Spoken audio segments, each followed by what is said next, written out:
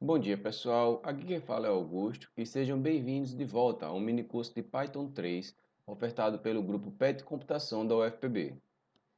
Na videoaula de hoje, nós vamos falar um pouquinho sobre estruturas de repetição. Então, enquanto nós estamos programando, desenvolvendo um programa, nós podemos passar por situações e problemáticas em que precisamos de um trabalho braçal muito grande.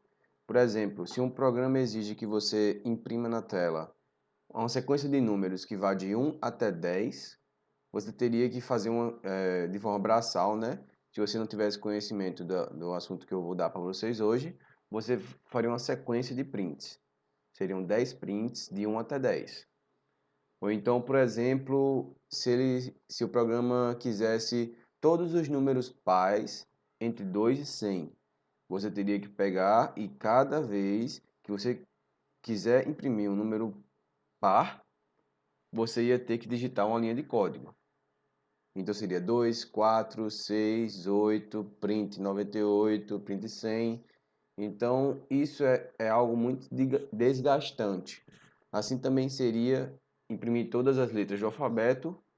Ou, por exemplo, se nós tivermos uma lista com 100 pessoas, digamos que de alguma turma ou algum evento assim, e quisermos procurar pelo nome Roberto, para saber quantas pessoas desse evento tem o nome Roberto, nós teríamos que fazer uma sequência de condicionais, onde cada condicional desse, nós checaríamos se o primeiro elemento da lista, o nome dele é Roberto? Não. Aí a gente vai checar o segundo elemento. Roberto? Não. Terceiro, quarto, quinto. Então seriam 6 condicionais, 6 não, 100 condicionais, cada condicional checando um elemento da lista. Então isso acaba acarretando um trabalho braçal muito grande, além de deixar o código sujo e muito pesado, quando nós podemos fazer algo que simplesmente limpa e simplifica essas coisas, que são as estruturas de repetição. Mas como é que essas estruturas elas funcionam? Bem, obviamente existe uma lógica de programação a ser seguida, que basicamente funciona assim. De forma abstrata, vamos absorver o seguinte: nós temos uma condição. Essa condição ela vai ser checada e vai retornar um valor booleano, de falso ou verdadeiro. Se for verdadeiro, então nós vamos fazer as instruções enquanto essa condição for verídica. Nós vamos executar o que está naquele bloco da condição. E depois nós vamos checar novamente essa condição.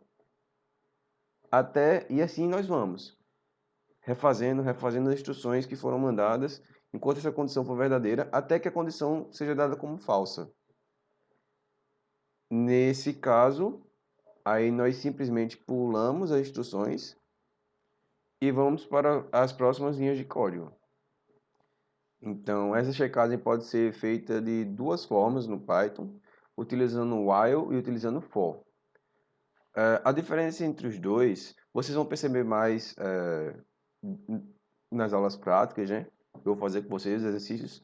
Mas no while, nós checamos sempre ao fim do bloco de instruções se aquela condição foi satisfeita.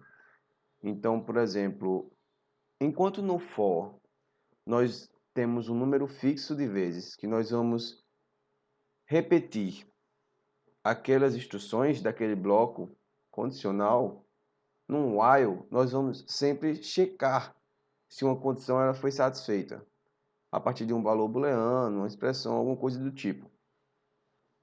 E eu sei que em teoria é um conteúdo muito confuso, mas na prática vocês vão ver que é bem facilzinho. Então, nós checamos a condição, se for verdadeira nós aplicamos as instruções no seu bloco e retornamos para checar. Se for falsa, nós saímos. Bem, algumas linguagens de programação permitem um certo desvio aqui nessas instruções, que é quando nós precisamos parar. São situações específicas, óbvio, não é em todo bloco, não é em toda estrutura de repetição que nós necessitamos parar as instruções que foram realizadas, dada a condição como verdadeira, mas em alguns casos específicos nós precisamos sim. E nós fazemos isso aplicando um comando chamado de break. Esse break simplesmente para a execução do bloco da condicional e parte para cá, pulando aquela estrutura de repetição. Então, por exemplo, se nós tínhamos um for que ia se repetir 10 vezes e na sétima vez nós encontramos um break, então nós não vamos mais repetir as 3 últimas vezes. Nós partimos para as linhas de código subsequentes. Da mesma forma, nós fazemos no while, sendo que no while nós não temos um número fixo pré-determinado de vezes em que vamos repetir essas instruções, né? Mas enfim. Então essa é a sintaxe do while na linguagem Python.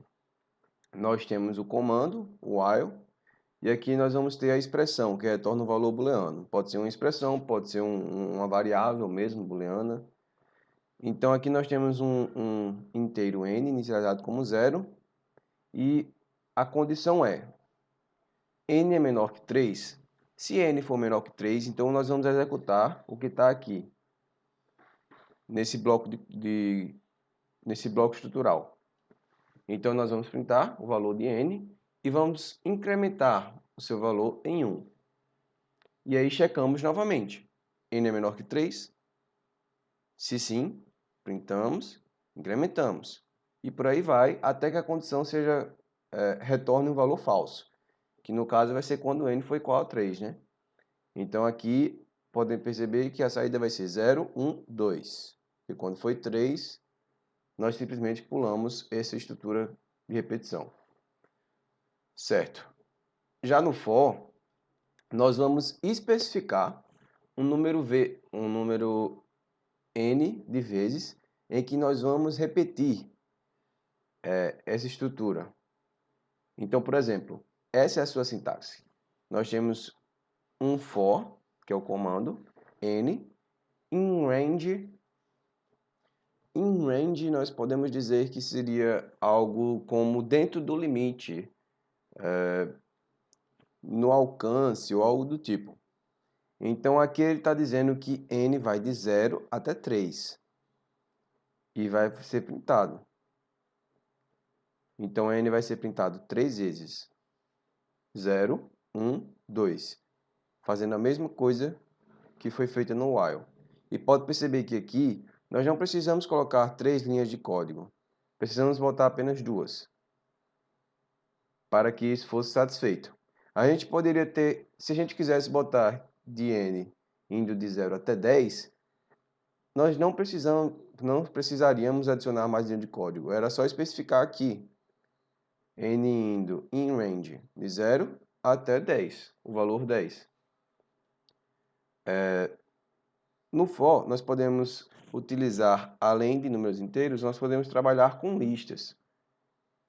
Então, por exemplo, naquele exemplo de Roberto, nós checaríamos, dentro das listas com os 100 nomes, quantas pessoas aqui dentro desse bloco estrutural nós botaríamos um condicional checando.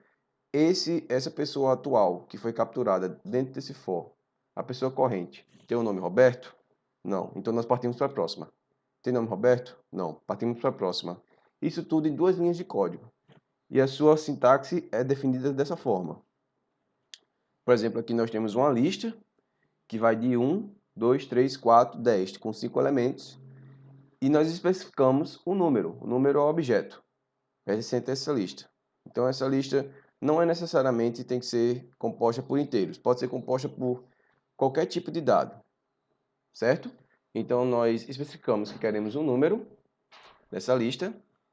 Então a gente vai pegar cada número da lista corrente até chegar no final dessa lista. E vamos printar o número corrente elevado ao quadrado. Então 1 ao quadrado 1, 2 ao quadrado 4, 3 ao quadrado 9, 16 e aí vai. Se a gente quisesse capturar umas pessoas que têm o nome Roberto, numa lista com 100 nomes de convidados para um evento, nós especificaríamos aqui for nome in lista, a lista seria contida por n nomes, no caso 100, e aqui dentro nós colocaríamos um if. um condicional. Se o nome for igual a Roberto, que seria o nome corrente, então nós podemos incrementar uma variável inteira, um contador ou alguma coisa do tipo, e no final era só imprimir isso. Então pode-se perceber que trabalhar com listas utilizando a estrutura de repetição for é bastante fácil. E agora nós terminamos essa aula teórica por aqui, galerinha. Eu vejo vocês nos exercícios. Eu peço que vocês vão fazer, é bastante importante porque eu vou trabalhar lá principalmente com break, para vocês entenderem melhor como é que funciona a lógica do break. Então é isso, gente. Façam o exercício na descrição também, o questionáriozinho. E tchau, até o próximo vídeo.